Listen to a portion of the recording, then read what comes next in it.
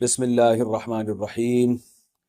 قربانی کے مسائل سے متعلق آج ارادہ ہوا کہ ان مسائل سے متعلق ایک کلپ ریکارڈ یعنی ایک کلپ ریکارڈ کروا دیا جائے اور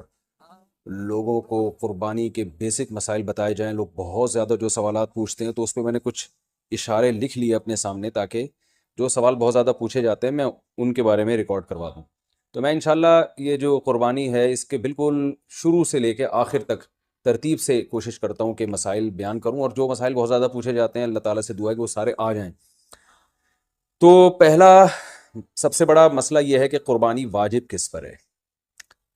قربانی واجب کس پر ہے؟ لم سم عوام کی سہولت کے لیے ایک نصاب بیان کرتا ہوں جو علماء بتاتے ہیں 52.5 تولہ چاندی، دیکھ لیے گا نیٹ پر۔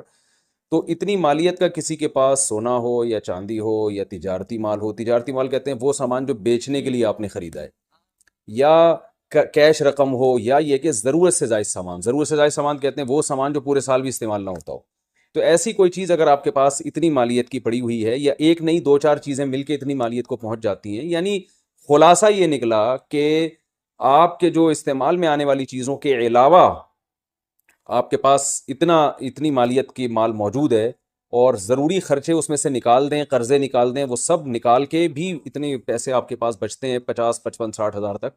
تو پھر آپ پر قربانی واجب ہے۔ یہ بہت مختصر بتا رہا ہوں کیونکہ اگر میں اس کی نصاب کی ڈیٹیل میں گیا تو پورا کلپ اسی میں نکل جائے گا۔ تو لم سم ایک بتا رہا ہوں آپ کو کہ اتنا اماؤنٹ کسی کے پاس ہو تو اس پر قربانی واجب ہے۔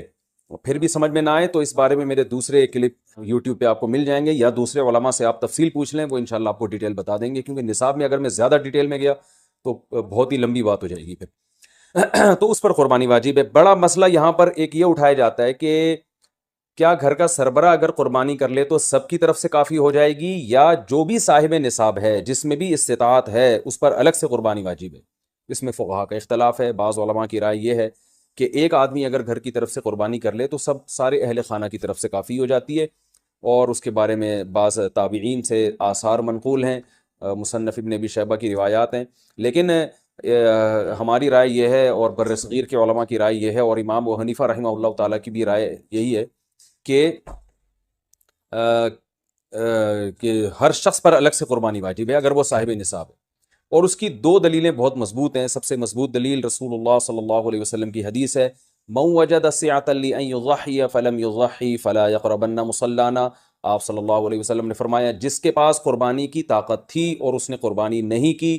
تو وہ ہماری عیدگاہ کے قریب بھی نہ پھٹکے۔ تو اس سے پتہ چلتا ہے کہ جس کے پاس بھی اس طاقت ہے،